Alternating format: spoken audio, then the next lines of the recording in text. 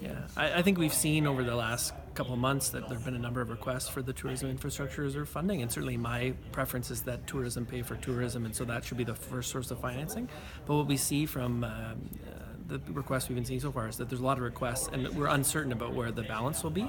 So just passing a motion to say first preference is tourism infrastructure reserve, second preference is economic development reserve. I think that takes some of the uncertainty out of it. It puts people at ease about, like, are we going to have enough money to cover these requests? And just brings a little bit of regularity to what has been a bit of an irregular process so far, where people are applying kind of on an ad hoc basis. So I think that was a good step forward tonight.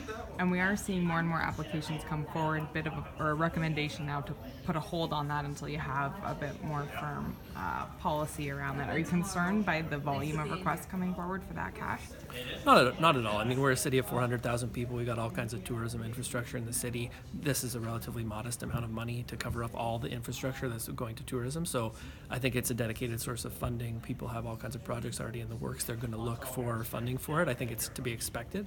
That's why we put in the bylaw to say, look, this is what it's for, right? I think the part that we didn't anticipate and we should have in retrospect is we need an application process for that funding, and I think that's the part we need to figure out. So as long as the staff report back really quickly and we're not sitting around for a long time, I think putting it on hold for a bit is no big problem, and we can look at future requests once we've got that whole process established.